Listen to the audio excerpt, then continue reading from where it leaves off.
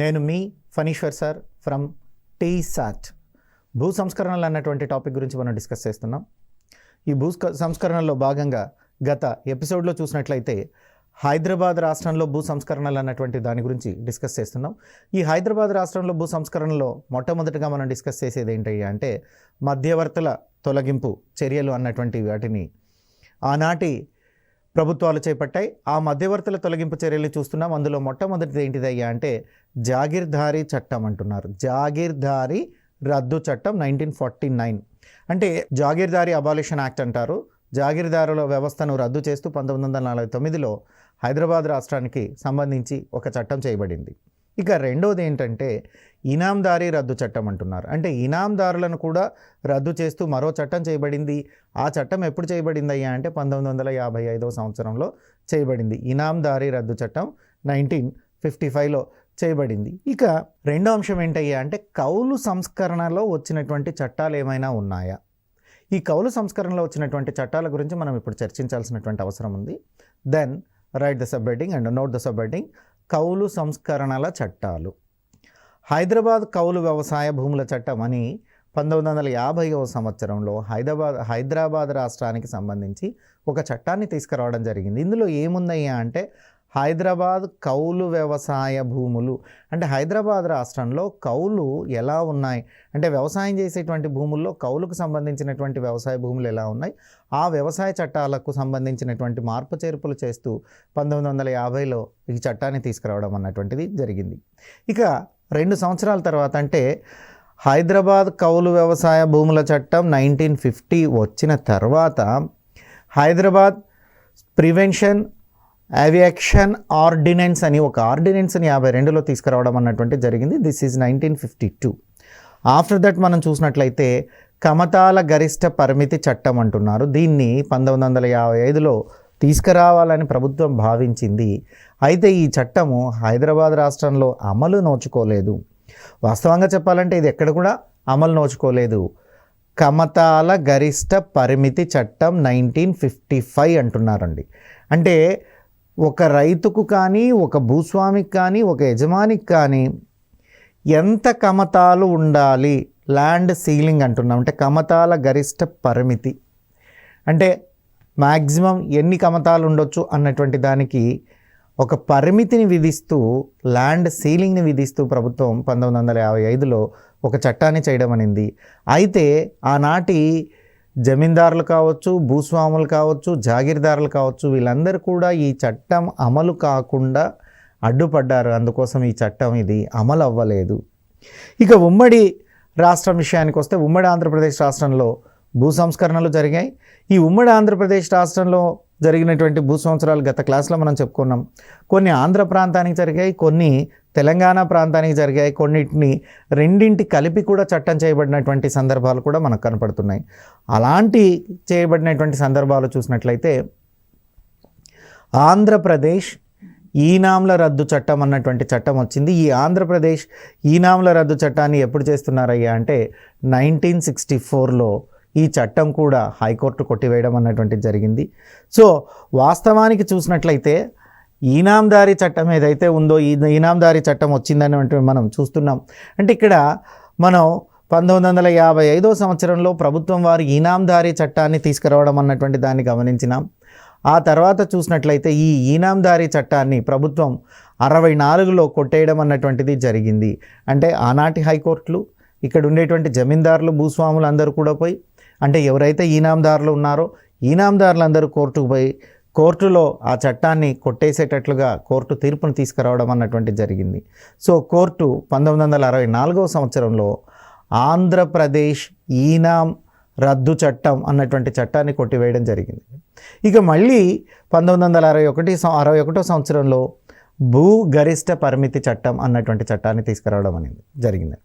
మళ్ళీ మనం చూసినట్లయితే 1961లో భూ గరిష్ట పరిమితి చట్టం అన్నటువంటి చట్టాన్ని తీసుకురావడం అన్నటువంటిది జరిగింది. వాస్తవానికి ఫజల్ అలీ కమిషన్తో భాషా ప్రయుక్త రాష్ట్రం ఏర్పడిందన్న విషయము మనకందరికీ అవగతమైంది. మరి ఉమ్మడి రాష్ట్రం ఏర్పడినప్పటికీ తెలంగాణ రాష్ట్రంలో చూసినట్లయితే అటువైపు ఇటువైపు అంటే ఆంధ్రప్రదేశ్లో భూ సంస్కరణలు అన్నీ కూడా 2 రకాలుగా వర్గీకరిస్తున్నారని మనం చదువుకున్నాం. సో అందులో చూసినట్లయితే హైదరాబాద్ రాష్ట్రంలో భూ సంస్కరణలు అవి మధ్యవర్తుల తొలగింపు, జాగీర్దారీ రద్దు చట్టం, తర్వాత చూసినట్లయితే ఈనాందారీ చట్టం 1955.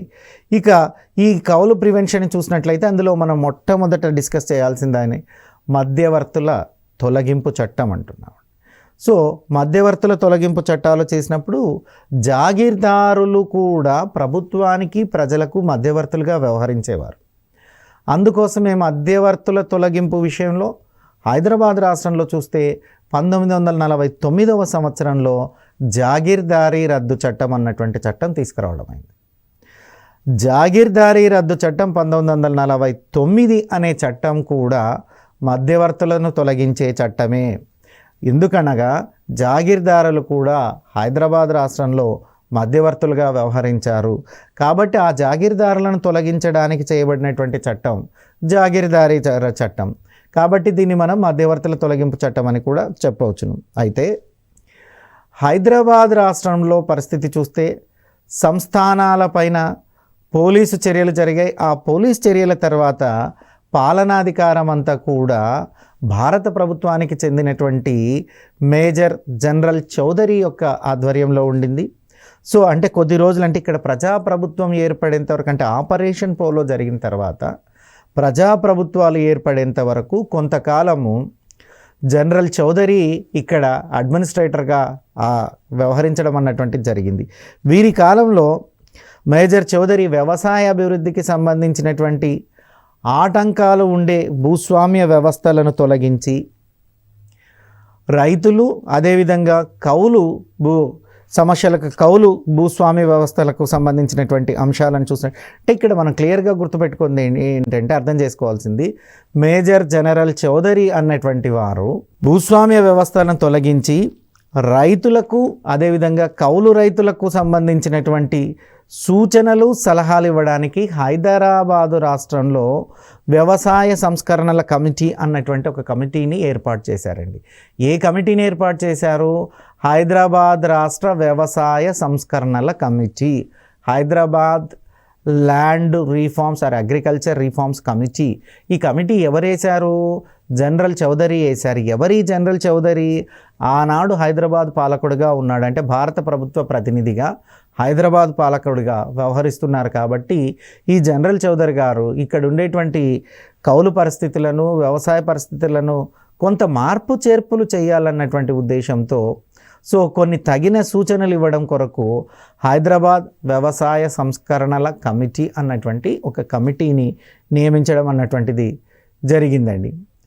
మరి ఈ కమిటీ రైతులు కౌలుదారుల యొక్క దయానీయమైనటువంటి స్థితిని, అంటే ఆనాడు రైతులు కానీ కౌలుదారులు కానీ ఎలా ఉన్నారు, వీరి దయానీయమైనటువంటి పరిస్థితిని నిశితంగా విస్తృతంగా అధ్యయనం చేశారు. అంటే హైదరాబాద్ వ్యవసాయ సంస్కరణల కమిటీ ఏదైతే ఉందో ఈ హైదరాబాద్ వ్యవసాయ సంస్కరణల కమిటీ ఆనాడు రైతులు అదేవిధంగా కౌలు రైతులు ఎలాంటి దయానీయమైనటువంటి స్థితిలో ఉన్నారు, వారి పరిస్థితులు ఏంటి అన్నటువంటి అంశాలను అధ్యయనం చేసి ఒక నివేదికను సమర్పించడం అన్నటువంటిది జరిగిందండి.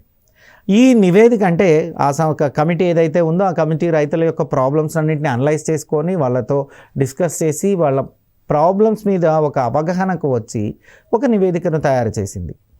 ఈ నివేదికలో ఏం చెప్తున్నారు, ఏముందయ్యా అంటే వెనకబడినటువంటి తెలంగాణ ప్రాంతాలలో, పర్టికులర్లీ తెలంగాణ రాష్ట్రం అంతా వెనకబడలేదండి, అక్కడ కొన్ని వెనకబడిన ప్రాంతాలు ఉన్నాయి.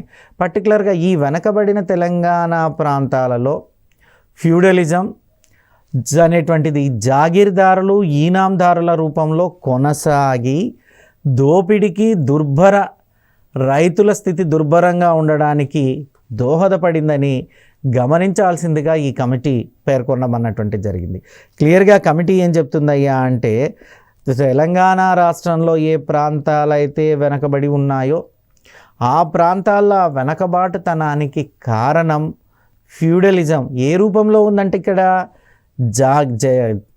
జాగీర్దారుల విషయంలో ఈనాందారుల రూపంలో ఇక్కడ ఫ్యూడలిజం అన్నటువంటిది కొనసాగి రైతుల యొక్క దోపిడికి వారి దుర్భర పరిస్థితులకు కారణమైంది. ఇక వాటిని క్లియర్గా అబ్జర్వ్ చేసి హైదరాబాద్ జాగీర్దారుల రద్దు చట్టాన్ని ఈ కమిటీ ప్రతిపాదించిందండి. అంటే ఈ కమిటీ ఏం చెప్తుందయ్యా అంటే, ఆనాడు తెలంగాణ వెనకబడి ఉండడానికి ఫ్యూడలిజమే కారణమండి. ఫ్యూడలిజం ఎలా ఉంది తెలంగాణ రాష్ట్రంలో అంటే జాగీర్దారుల రూపంలో, ఈనాందారుల రూపంలో ఉంది. ఈ ఫ్యూడలిజం వల్ల సమగ్రంగా హైదరాబాద్ ప్రాంతంలో రైతులకు అన్యాయం జరిగినటువంటి మాట వాస్తవమే. కాబట్టి మనం ఈ జాగీర్దారులను రద్దు అన్నటువంటి చట్టాన్ని తీసుకొస్తే, జాగీర్దారులను రద్దు చేస్తే ఫ్యూడలిజాన్ని రద్దు చేసినట్లు అవుతుంది అని హైదరాబాద్ వ్యవసాయ సంస్కరణల కమిటీ తన నివేదికలో పేర్కొందండి. సో ఎప్పుడైతే హైదరాబాద్ వ్యవసాయ సంస్కరణల కమిటీ తన నివేదికలో జాగీర్దారుల వల్ల ఇబ్బంది ఏర్పడింది, వెనకబాటు తరడానికి కారణమయ్యారు, ఈ జాగీర్లను రద్దు చేయండి, జాగీర్దార్ వ్యవస్థను రద్దు చేయండి అన్నటువంటి ప్రతిపాదన ఇస్తే, దీన్ని 1949 ఆగస్టు 15న ప్రభుత్వం వారు ఈ చట్టాన్ని అమలు చేశారండి. అంటే ఏదైతే హైదరాబాద్ వ్యవసాయ సంస్కరణల సంఘం అన్నటువంటి వారు ఇచ్చినటువంటి నివేదిక ఉందో ఆ నివేదికను అనుసరించి జాగీర్దారుల రద్దు చట్టాన్ని 1949 ఆగస్టు 15న హైదరాబాద్లో అమలు చేయడం అన్నటువంటిది జరిగిందండి. ఇక 1949 సెప్టెంబర్ నాటికి మొత్తం ఈ జాగీర్దారీ రద్దు వ్యవస్థ యొక్క ప్రక్రియ అంతా కూడా ప్రభుత్వం వారు పూర్తి చేయడం అన్నటువంటిది జరిగింది. గుర్తుపెట్టుకోండి, మనకు బెడ్స్ అడిగేటప్పుడు దీని గురించి కొంచెం ఎలా అడుగుతున్నారయ్యా అంటే, ఏ కమిటీ నివేదికను అనుసరించి తెలంగాణ రాష్ట్రంలో జాగీర్దారుల రద్దు చట్టం చేయబడింది అంటారు. హైదరాబాద్ వ్యవసాయ సంస్కరణల కమిటీ ఇచ్చినటువంటి నివేదిక ప్రకారమే ఇక్కడ జాగీర్దారుల రద్దు చట్టం అంటే హైదరాబాద్ రాష్ట్రంలో జాగీర్దారుల చట్టం చేయబడింది అని మనం చదువుతున్నాం. అదేవిధంగా ఇది ఎప్పటి నుంచి అమల్లోకి వచ్చిందయ్యా అంటే 1949 ఆగస్టు 15న చట్టం అమల్లోకి తెచ్చారన్నటువంటి విషయం.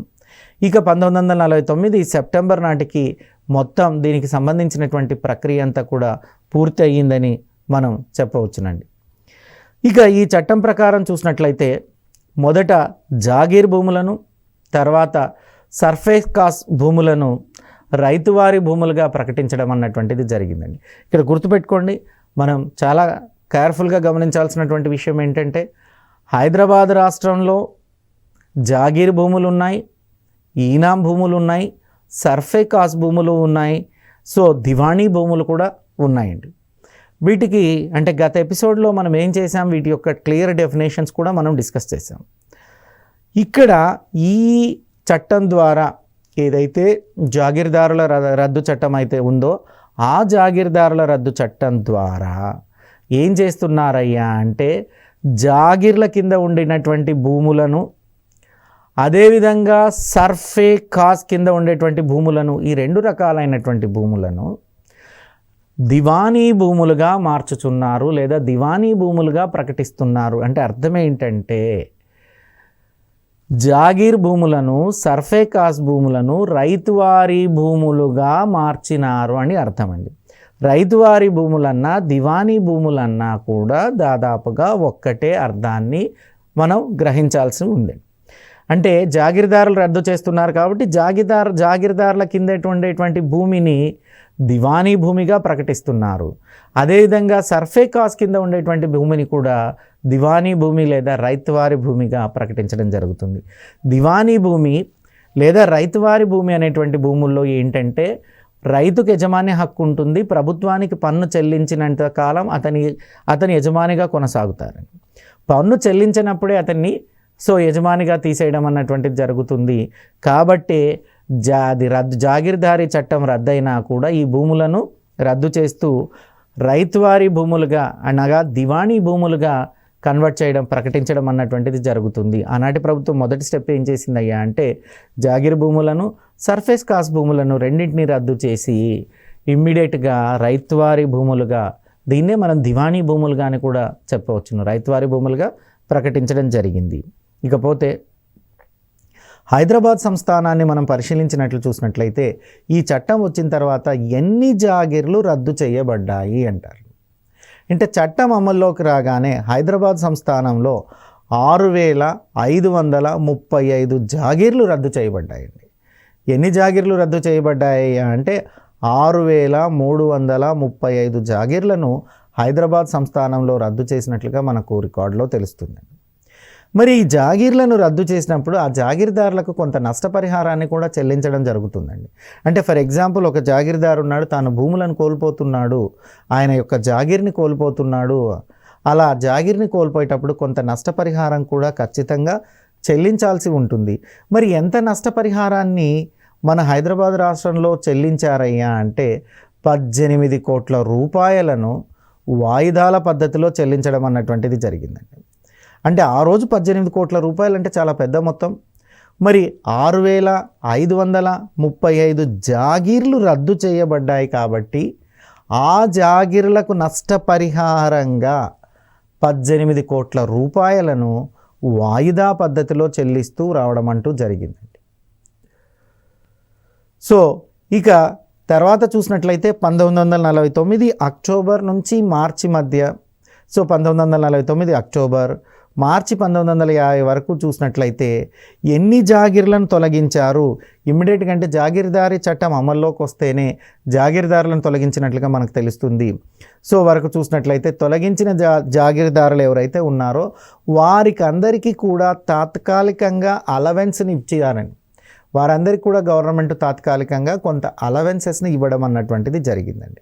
అంటే ఇప్పుడు 49 నుంచి 50 వరకు, 49 అక్టోబర్లో మొదలై 1950 మార్చి వరకు ఎన్ని జాగీర్దారులనైతే ప్రభుత్వం తొలగించిందో ఆ జాగీర్దారులందరికీ కూడా తాత్కాలికంగా అలవెన్స్ అన్నటువంటిది ప్రకటించడం జరిగింది, అలవెన్స్ ఇచ్చారండి. గత 10 సంవత్సరాల కాలములో సగటు ఆదాయాన్ని పరిగణలోనికి తీసుకొని నష్టపరిహారాన్ని చెల్లించారు. అంటే నష్టపరిహారం 18 కోట్లని లేదా అలవెన్స్ ఇచ్చేటప్పుడు ఎంత అలవెన్స్ ఇవ్వాలన్నటువంటి దానికి కూడా ఒక లెక్క ఉంది, ఒక సిస్టమ్ ఉంది, ఒక సిస్టమాటిక్ పద్ధతిలో కూడా దాన్ని తీసుకురావడం అన్నటువంటిది జరిగింది. సో అది ఎలా చేస్తున్నారయ్యా అంటే చట్టం 49లో వచ్చిందంటే దానికి గత 10 సంవత్సరాలు అంటే 38 నుంచి 47 మధ్య కాలాన్ని తీసుకున్నారు. చట్టం రావడానికి బిఫోర్ 10 years అంటే అంత గతంలో ఉండేటువంటి 10 సంవత్సరాల కాలంలో అనగా ఇక్కడ తీసుకుండింది ఏంటయ్యా అంటే 1938 నుంచి 47 మధ్య కాలాన్ని, ఈ మధ్యకాలంలో వచ్చేటువంటి సగటు ఆదాయాన్ని పరిగణలోనికి తీసుకొని, అంటే ఈ 10 సంవత్సరాలలో ఒక్కొక్క జాగీర్దారికి సగటున ఆదాయం ఎంత వచ్చింది, సో అది ఆదాయాన్ని అంతా సగటు చేసి ఈ యావరేజ్గా వచ్చినటువంటి ఇన్కాన్ని బేస్ చేసుకొని, పాస్ట్ 10 years యావరేజ్ ఇన్కాన్ని బేస్ చేసుకొని నష్టపరిహారాన్ని చెల్లించడం జరిగిందంటే so government issue the compensation based on the past 10 years income, అంటే గడిచినటువంటి 10 సంవత్సరాల ఆదాయాన్ని ఆధారంగా చేసుకొని నష్టపరిహారాన్ని నిర్ణయించడము, నష్టపరిహారాన్ని చెల్లించడం అన్నటువంటిది జరిగింది. మరి ఈ చట్టం వల్ల చూసినట్లయితే 7,866 గ్రామాలలో భూస్వామ్య వ్యవస్థ దోపిడీకి గురైనటువంటి విషయం మనకు అర్థమవుతుంది. ఇక అదేవిధంగా చూసినట్లయితే దోపిడీకి చిరునామా అయినటువంటి గ్రామాలు ఎన్నైతే 7,866 గ్రామాలు. మరి ఎంతమంది భూస్వాములు, ఎంతమంది జాగీర్దారులు ఉన్నారయ్యా అంటే 975 మంది జాగీర్దారులను తొలగించడం అన్నటువంటిది జరిగింది. అంటే ఇక్కడ మనం ఎగ్జామ్ పాయింట్ ఆఫ్ వ్యూలో గుర్తుపెట్టుకోవాల్సింది ఏంటంటే ఈ చట్టం వల్ల 7,866 గ్రామాలలో భూస్వామ్య వ్యవస్థ దోపిడీ జరిగింది. ఆ భూస్వామ్య వ్యవస్థను తీసేస్తూ ఆ భూస్వామ్య వ్యవస్థ దోపిడీకి కారణమైన, దోపిడీకి చిరునామా అయినటువంటి 975 మంది జాగీర్దారులను తొలగించడం జరిగింది. అంటే సింపుల్గా మీరు అర్థమయ్యేటంటే ఏంటంటే ఈ చట్టం వల్ల 7,866 గ్రామాలలో 975 మంది జాగీర్దారులను తొలగించారని అర్థమండి. భూ యజమాన్య హక్కులు రైతులకు కల్పించి రైతులందరినీ కూడా స్వేచ్ఛను ప్రసాదించడం అన్నటువంటిది ఈ చట్టం ద్వారా జరిగింది. సో ఎప్పుడైతే ఈ 975 మంది జాగీర్లను తొలగించారో ఆ 975 మంది జాగీర్ల కింద ఉండేటువంటి 7,866 గ్రామాలలో ఉండేటువంటి భూమిని రైతులకు ఇవ్వడం, అంటే భూ యజమాన్యాన్ని రైతులకు హక్కుగా ఇవ్వడం, రైతులకు ఇవ్వడం అన్నటువంటిది జరిగింది. ఇది జాగీర్దారీ చట్టానికి సంబంధించినటువంటి ఇన్ఫర్మేషన్. ఆఫ్టర్ దట్ మనం ఇనాందారీ చట్టం అన్నటువంటిది కూడా మన రాష్ట్రంలో జరిగింది. ఆ ఇనాందారీ రద్దు చట్టాన్ని కూడా మనం గమనిద్దాం. ఈ ఇనాందారీ రద్దు చట్టం 1955 సంవత్సరంలో తెలంగాణ రాష్ట్రంలో తీసుకురాబడింది. అంటే ఆనాడు ఉండేటువంటి హైదరాబాద్ రాష్ట్రంలో తీసుకురాబడింది ఇనాందారీ రద్దు చట్టం 1955. అయితే 55కి వచ్చి లోపం మనకు 53లోనే ఉమ్మడి ఆంధ్రప్రదేశ్ ఏర్పడింది. 1955లో ఉమ్మడి ఆంధ్రప్రదేశ్ ఉంది కాబట్టి దీన్ని మనం ఉమ్మడి ఆంధ్రప్రదేశ్ కాంటెక్స్లో అంటే ఉమ్మడి ఆంధ్రప్రదేశ్లోని ఇనాందారీ రద్దు చట్టం అన్నటువంటిది వచ్చినట్లుగా మనం గమనించాల్సినటువంటిది. ఇక 1955లో చూసినట్లయితే మత సంబంధమైన చారిటీ ట్రస్ట్ ఆధీనంలో ఉన్నటువంటి ఈనాములను, యాక్చువల్గా ఈ ఈనాందారీ చట్టంలో కొన్ని భూములకు మినహాయింపు వచ్చిందండి. ఆ మినహాయింపులు ఏవే ఉన్నాయి అంటే మత సంబంధమైనటువంటి చారిటీ ట్రస్టుల ఆధీనంలో ఉండేటువంటి ఈనాం భూములు. ఈనాం భూములు ఎలా ఉండాలి? మత సంబంధం అంటే దేవుడికి ఇచ్చినటువంటి, అంటే దేవుడికి నైవేద్యంగానో, పూజకు పునస్కారాలకు, దేవుడి మాన్యంగానో ఇచ్చినటువంటి భూములు, చారిటీ ట్రస్ట్ ఆధీనంలో ఉండేటువంటి ఈనాం భూములు, దేవాలయం కింద ఉండేటువంటి ఈనాం భూములు, ధర్మాదాయం కింద ఉండేటువంటి భూములు, ప్రత్యేకంగా కొన్ని దేవాలయ ధర్మాదాయ సేవలకు ప్రత్యేకంగా ఇచ్చినటువంటి ఈనాం భూములు, వీటిని చట్టంలో నుంచి మినహాయిస్తున్నారండి. వీటిని చట్టంలో మినహాయించి మిగతా ఈనాము భూములన్నింటినీ రద్దు చేస్తూ 1955లో చట్టం తీసుకురాబడింది. ఈ చట్టాన్ని కూడా కాగితపులి అనే పిలుస్తారండి. ఎందుకలా అంటున్నారు ఈ చట్టం అంటే, చట్టాన్ని మనం క్లియర్గా అబ్జర్వ్ చేసినట్లయితే 1955లో వచ్చింది ఈ చట్టం. మత సంబంధమైన అంటే భూములు అది ఏ మతమైనా కావచ్చు, భారతదేశం లోపల అదేవిధంగా ఉమ్మడి ఆంధ్రప్రదేశ్ లోపల ఏ మతమైనా అనుసరించేటువంటి ఆ మత సంబంధిత చారిటబుల్ ట్రస్ట్కు సంబంధించినటువంటి భూములను రద్దు చేయలేదు. అంటే అవి ఈనాం భూములైనా కూడా రద్దు చేయలేదు.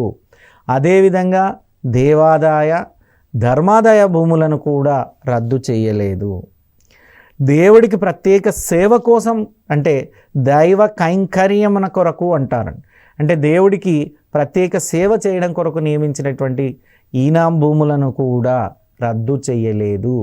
వీటికి చట్టంలో మినహాయింపునిచ్చి తక్కినటువంటి ఈనాం భూములను రద్దు చేస్తూ చట్టం తీసుకురాబడింది. ఆనాడు ఈ భూములను ఎందుకు రద్దు చేయలేదంటే మత సంబంధమైనటువంటి, ధార్మిక సంబంధమైనటువంటి, ధర్మాదాయ సంబంధమైనటువంటి వాటికి జోలికి ప్రభుత్వం వెళ్ళలేదు. వాటికి గౌరవాన్ని ఇచ్చి, రెస్పెక్ట్ ఇచ్చి, దేవాలయాలు ఏ మతమైనా ఏ దేవుడైనా అందరూ ఒకటే కాబట్టి వారి భూములను ప్రభుత్వం మినహాయింపునిచ్చి తక్కినటువంటి ఈనాం భూములను మాత్రమే రద్దు చేసింది. ఇక మనం చూసినట్లయితే ఈ ఈనాం వ్యవస్థ రద్దు అన్నటువంటిది చూసినట్లయితే ప్రభుత్వం రద్దుతో పరిమితి కాకుండా కొంత ముందుకొచ్చి ఈ చట్టం కౌలుదారులకు యజమాన్యపు హక్కులను కల్పిస్తూ రక్షణనిచ్చేందుకు కూడా ప్రయత్నం చేసిందండి. అంటే ఈ చట్టం మనం చూస్తే కేవలం ఇనాములను రద్దు చేయడానికే పరిమితం కాలేదు. మరి ఏం చేసింది?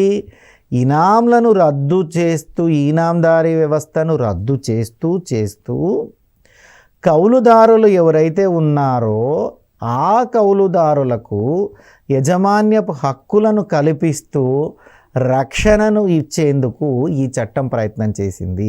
అంటే ఈ చట్టంలో బేసికల్గా థీమ్ గురించి మాట్లాడితే రెండు ప్రధాన థీమ్స్ ఉన్నాయి, రెండు ప్రధాన అంశాలు ఉన్నాయి. ఒకటి ఏంటంటే ఇనాందారీ వ్యవస్థను రద్దు చేయడం. సో ఇనాందారీ వ్యవస్థను రద్దు చేసింది. రద్దు చేయడానికే పరిమితం అవ్వలేదండి, ఇంకొక ప్రధానమైనటువంటి అంశం కూడా ఉంది. అదేంటయ్యా అంటే కౌలుదారులకు యజమాన్యపు హక్కును కల్పిస్తూ రక్షణనిచ్చేందుకు కూడా ఈ చట్టం ప్రయత్నం చేసింది. ఇది మనం గుర్తుపెట్టుకోవాల్సినటువంటి అంశం. ఇకపోతే ఈనాందారుల వద్ద కానీ కౌలుదారుల వద్ద కానీ ఎంత భూమి ఉండాలని నిర్దేశిస్తూ కొంత పరిమితిని కూడా ఈ చట్టం విధించిందండి. అంటే ఈ చట్టంలో ఇంకొక పాయింట్ ఏం చెప్తుందంటే, మరి ఈనాందారుల దగ్గర ఉండేటువంటి భూమి మొత్తం లాగేసుకుంటారా, మొత్తం తీసేసుకుంటారా, కౌలు రైతుల వద్ద ఎంత భూమి ఇవ్వాలంటే మొత్తం తీసేసుకొని కౌలుదారులు అంటే ఫర్ ఎగ్జాంపుల్ ఒక ఈనాందారు ఉన్నాడు అనుకుందాం, ఆయన దగ్గర ఒక 100 ఎకరాలు 200 ఎకరాల భూమి ఉందో అనుకున్నాం. మరి ఆయన దగ్గర నుంచి 200 ఎకరాల భూమి తీసుకొని కౌలుదారికి 200 ఎకరాల భూమి ఇస్తారా? అలా ఇవ్వరండి.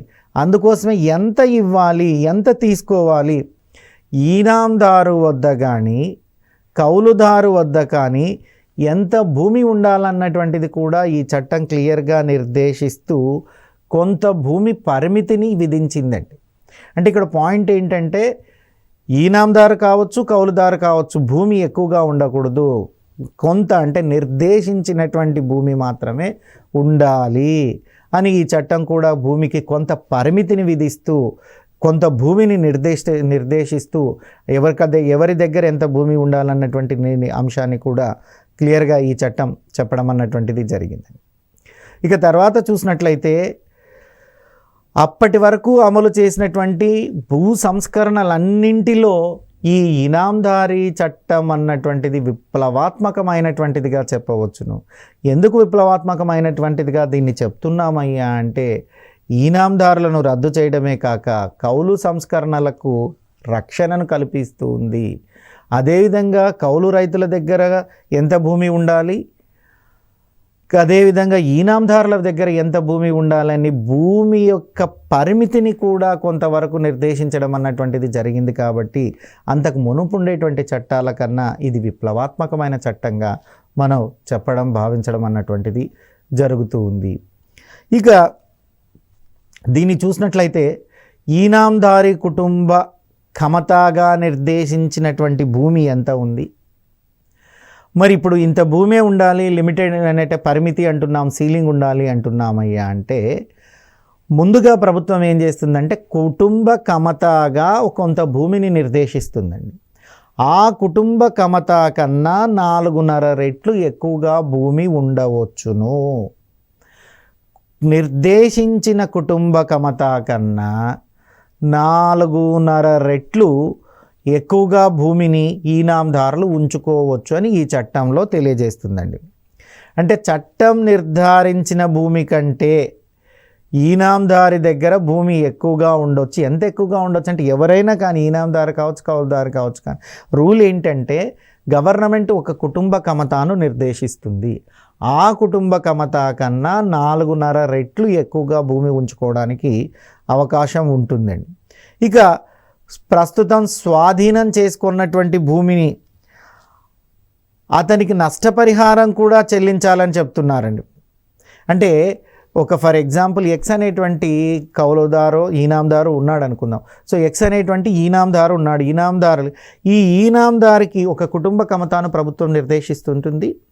ఈ కుటుంబ కమతా కన్నా 4.5 రెట్లు ఎక్కువగా కమతాలు ఈ ఈనాందారు కలిగి ఉండవచ్చు. ఇది క్లియర్గా చెప్తున్నారు. ఇక రెండో అంశం ఏంటయ్యా అంటే, అంతకన్నా ఎక్కువ ఉండేటువంటి భూమిని ప్రభుత్వం తీసేసుకుంటుంది, లాగేసుకుంటుంది. కాబట్టి ఆ లాగేసిన దానికి కూడా అతనికి నష్టపరిహారం చెల్లించాలన్నటువంటిది ఎంతో కొంత రేటు అతనికి చెల్లిస్తుంది గవర్నమెంట్. ఖచ్చితంగా నష్టపరిహారం చెల్లించాలని కూడా ఈ చట్టంలో పేర్కొనడం అన్నటువంటిది జరుగుతుంది. ఇక ప్రభుత్వానికి చెల్లించాల్సినటువంటి శిస్తు అప్పటి వరకు ఇనాందారు చెల్లిస్తున్నటువంటి బాటకానికి మధ్య గల తేడా 25 రెట్లకు మించి ఉండకూడదుగా 25 రెట్ల పరిహారంగా ప్రభుత్వం నిర్ణయించిందండి. ఇక్కడ మీరు గుర్తుపెట్టుకోండి, బాగా మంచి పాయింట్ ఏంటంటే, ప్రభుత్వానికి చెల్లించాల్సినటువంటి శిస్తు అంటే ప్రభుత్వానికి ఎంతో కొంత ఆ భూమికి శిస్తు చెల్లించాలి కదా, అంటే ప్రభుత్వానికి పన్ను కట్టాలి కదా. ఆ ప్రభుత్వానికి కట్టాల్సినటువంటి పన్ను అప్పటి వరకు జమీందారుకు చెల్లిస్తుండేటువంటి బాటకము, అంటే అప్పటి వరకు జమీందారుకి ఎంతో కొంత చెల్లించింటారు కదా. అంటే ఈనాందారు అంటే నథింగ్ బట్ జమీందారు. ఈ రెండింటికి మధ్య గల తేడా ఎంత ఉండాలంటే మోర్ దాన్ 25 టైమ్స్ 25 రెట్లు పరిహారంగా నిర్ణయించింది. అంటే 25 రెట్లు ఎక్కువగా ఆయనకు పరిహారం ఇవ్వడం అన్నటువంటిది జరుగుతుంది. ఇక కౌలు విషయంలో చూసినట్లయితే కౌలుదారిని కూడా అతని కుటుంబ అవసరాలు దృష్టిలో ఉంచుకొని కుటుంబను కమతాను నిర్ణయించడం జరిగింది. ఈనాందారుకి కుటుంబ కమతాన్ని నిర్ణయించారు. అదేవిధంగా కౌలుదారు కూడా కౌలుదారు యొక్క కుటుంబ అవసరాలను దృష్టిలో ఉంచుకొని సో కుటుంబ కమతాను నిర్ణయించడం అన్నటువంటిది జరిగింది. మరి ఈ కుటుంబ కమతా కూడా 4.5 రెట్లు, అంటే కుటుంబ కమతాకు 4.5 రెట్లు భూమి కౌలుదారు సాగు చేసుకునేటువంటి విధంగా చట్టము పరిమితిని విధించడం అన్నటువంటిది జరిగింది. ఇక కౌలుదారి రక్షణలు ఏమున్నాయి, ఇంకా ఈ ఈనాందారి చట్టం ఏముంది అన్నటువంటి దాన్ని కూడా మనం చూద్దాం. ఇక ఈ ఎపిసోడ్లో మనం ఏం నేర్చుకున్నామయ్యా అంటే, పూర్తిగా చూసినట్లయితే హైదరాబాద్ రాష్ట్రంలోని భూ సంస్కరణల గురించి మనం డిస్కస్ చేసాం. అందులో ఒకటి మధ్యవర్తుల తొలగింపు చర్యలు. మధ్యవర్తుల తొలగింపు చర్యల్లో ప్రధానమైంది జాగీర్దారీ రద్దు చట్టం, ఇది 1949లో వచ్చిందని చూసాం. 2 ఈనాందారీ రద్దు చట్టం, ఇది 1955లో వచ్చిందని చూసాం. ఇక 2 చూసినట్లయితే కౌలు సంస్కరణల చట్టాలను గురించి కూడా చూసాం. అందులో ప్రధానంగా హైదరాబాద్ రాష్ట్ర కౌలు సంస్కరణల చట్టం, అంటే హైదరాబాద్ కౌలు వ్యవసాయ భూముల చట్టం అన్నటువంటిది 1950లో వచ్చింది, దాన్ని చూసాం. ఆ తర్వాత 1955లో కమతాల గరిష్ట పరిమితి చట్టం 1955 అన్నటువంటిది వచ్చింది, బట్ అది అమలు కాలేదు. ఇక ఉమ్మడి రాష్ట్ర విషయానికి వస్తే భూ సంస్కరణల చట్టాలు ఎలా ఉన్నాయి అన్నటువంటి దాన్ని చూసాం. ఆంధ్రప్రదేశ్ రాష్ట్రంలో ఈనాందారీ రద్దు చట్టం, ఇది 1964లో 1964లో హైకోర్టు కొట్టివేసినట్లుగా చూసాం. ఆ తర్వాత భూ గరిష్ట పరిమితి చట్టం 1961 గురించి చూసాం. ఇక ప్రధానంగా మధ్యవర్తుల తొలగింపు చట్టాలను చూసాం. ఈ మధ్యవర్తుల తొలగింపు చట్టంలో జాగీర్దారీ రద్దు వ్యవస్థ 1949ని చూసాం. అదేవిధంగా చూసినట్లయితే ఈ జాగీర్దారీ రద్దు వ్యవస్థ 1949 ఆగస్టు 15న చట్టం అమల్లోకి వచ్చినట్లుగా చూసాం. 1949 సెప్టెంబర్ నుంచి మొత్తం ఈ ప్రక్రియ పూర్తయినట్లుగా మనం చూడడం అన్నటువంటిది జరిగింది. ఇక జాగీర్దారులను రద్దు చేస్తే మొత్తం హైదరాబాద్ సంస్థానంలో చూసినట్లయితే 6535 జాగీర్లు రద్దు చేశాయి. ఈ జాగీర్లు రద్దు చేసినందుకు జాగీర్దారులకు నష్టపరిహారంగా 18 కోట్ల రూపాయలను ప్రభుత్వం వాయిదాల్లో చెల్లించడం అన్నటువంటిది కూడా మనం నేర్చుకున్నాం. ఇక 1949 అక్టోబర్ నుంచి 1950 మార్చి వరకు తొలగించినటువంటి జాగీర్దారులకు తాత్కాలికంగా అలవెన్స్లు ఇచ్చినట్లుగా కూడా మనం చదువుకున్నాం. అదేవిధంగా నష్టపరిహారాన్ని ఎలా లెక్కించారు అంటే, ఆ రోజుకి గడిచినటువంటి 10 సంవత్సరాల్లో, అనగా 1938 నుంచి 47 మధ్య కాలం సగటు ఆదాయాన్ని పరిగణలోనికి తీసుకొని నష్టపరిహారాన్ని నిర్ణయించినట్లుగా మనం చూసాం. ఇక ఈనాందారీ చట్టం అన్నాం, దీన్ని 1955లో చూసాం. ఆ ఈనాందారీ చట్టం గురించే మనం చూస్తున్నాం. అందులో కుటుంబ కమత నిర్దేశించినటువంటి కుటుంబ కమత చూసాం. కౌలుదారులకు నిర్దేశించినటువంటి కుటుంబ కమత కన్నా 4.5 రెట్లు ఎక్కువగా ఉందని చూస్తున్నాం. ఇక నెక్స్ట్ కౌలుదారులకు సంబంధించి ఈ చట్టంలో ఇంకా ఏమైనా సేఫ్ గార్డ్స్ ఉన్నాయో అవి నెక్స్ట్ ఎపిసోడ్లో చూద్దాం. Thank you. మీ ఫణీశ్వర్ సార్ ఫ్రమ్ TSAT.